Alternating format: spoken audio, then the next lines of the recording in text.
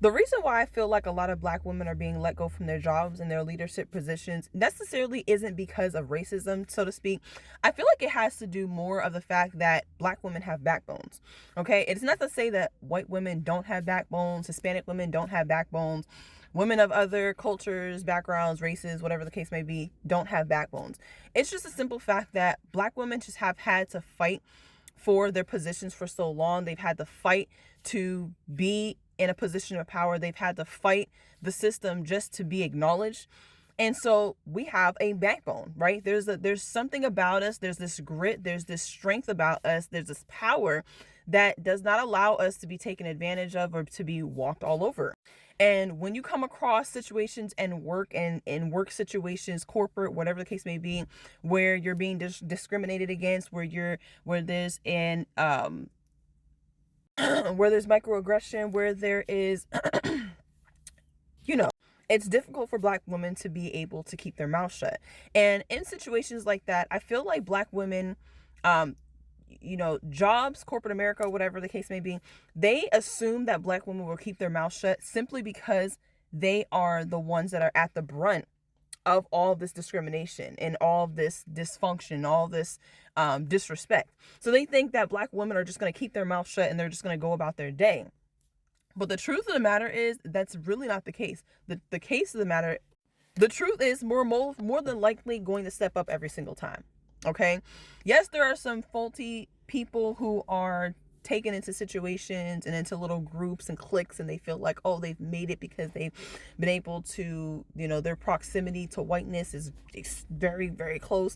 And so they're like, okay, I'm willing to give up my self-respect in order to be included into the group. Okay, so there's some women out there like that. But for the majority, a lot of us will not keep our mouth shut. We see that there's discrepancies. We see that there's inconsistencies. We see that there's disrespect. We see that there's discrimination and microaggression, and we're going to speak up about that, okay? And a lot of companies don't want that. Of course, they don't want that. They don't want you talking about pay.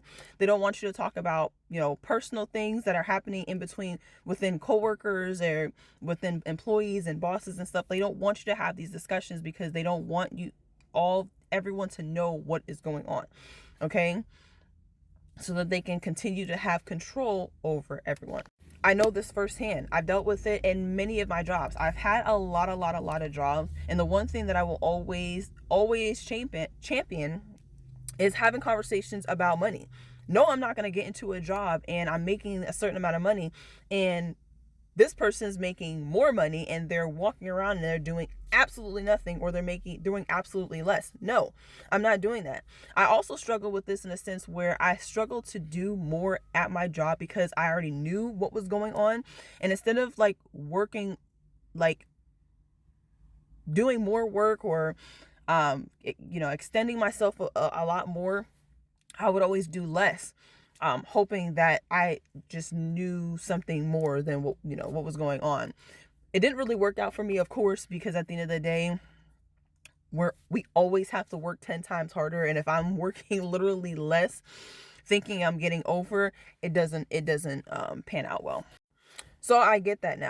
But the problem that a lot of black women are having is that we get our proximity to whiteness and this closeness to whiteness, and we feel like we've made it. We feel like everything is working out in the way that we want it to. And a couple months go by, a couple years go by, we're getting paid well. Life is good. But what we forget to do is we forget to go back. Okay, we get in these leadership positions, we get high ranking and whatnot, and what we're supposed to be doing is bringing the rest of our people up, right? Bringing more people into the space, right? Doing whatever you can. And we don't do that. We get comfortable with our proximity to whiteness. And then we didn't pull anybody else up.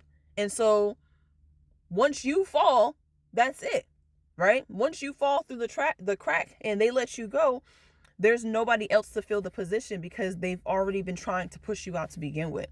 Okay. And so I feel like a lot of us, we get too comfortable, and that's what we need to stop doing. We need to stop getting comfortable. We need to stop being comfortable being in spaces and situations like that.